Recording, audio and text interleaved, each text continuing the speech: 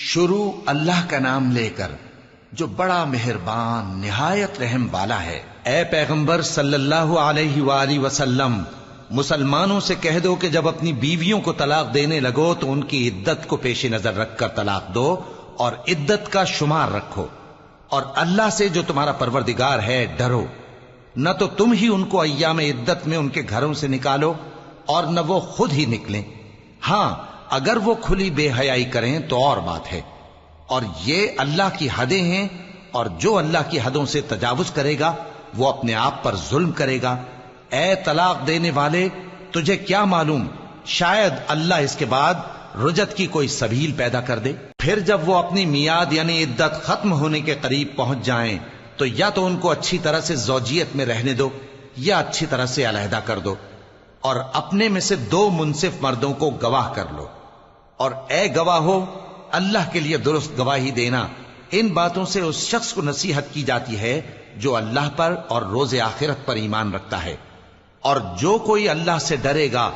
وہ اس کے لیے رنج و غم سے نجات کی صورت پیدا کر دے گا، اور اس کو ایسی جگہ سے رزق دے گا جہاں سے اس کو وہم و گمان بھی نہ ہو، اور جو اللہ پر بھروسہ رکھے گا تو وہ اس کے لیے کافی ہوگا۔ اللہ اپنے کام کو جو وہ کرنا چاہتا ہے پورا کر دیتا ہے۔ اللہ نے ہر چیز کا اندازہ مقرر کر رکھا ہے۔ اور تمہاری طلاق والی بیویاں جو حیض سے نا امید ہو چکی ہوں، اگر تم کو ان کی عدت کے بارے میں شبہ ہو تو ان کی عدت 3 مہینے ہے، اور جن کو ابھی حیض نہیں آنے لگا ان کی عدت بھی یہی ہے۔ اور حمل والی عورتوں کی عدت وضع حمل یعنی بچہ جننے تک ہے،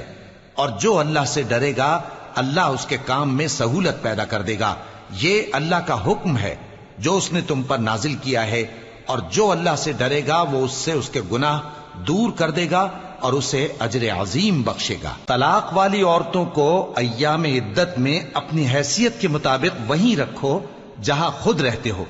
اور ان کو تنگ کرنے کے لیے تکلیف نہ دو،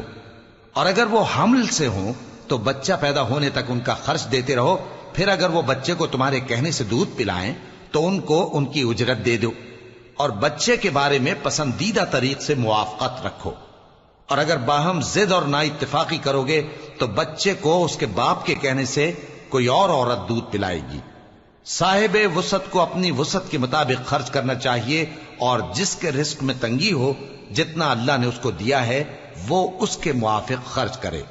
اللہ کسی کو زیر بار نہیں کرتا مگر اسی کے لحاظ سے جتنا اس کو دیا ہے، اور اللہ ان قریب تنگی کے بعد آسانی کر دے گا۔ اور بہت سی بستیوں کے رہنے والوں نے اپنے پروردگار اور اس کے پیغمبروں کے احکام سے سرکشی کی تو ہم نے ان کو سخت حساب میں پکڑ لیا، اور ان پر ایسا عذاب نازل کیا جو نہ دیکھا تھا نہ سنا، سو انہوں نے اپنے کاموں کی سزا کا مزہ چکھ لیا، اور ان کا انجام نقصان ہی تو تھا۔ اللہ نے ان کے لیے سخت عذاب تیار کر رکھا ہے، تو اے عقل والو جو ایمان لائے ہو اللہ سے ڈرو۔ اللہ نے تمہارے پاس نصیحت بھیج دی ہے، یعنی ایسے پیغمبر جو تمہارے سامنے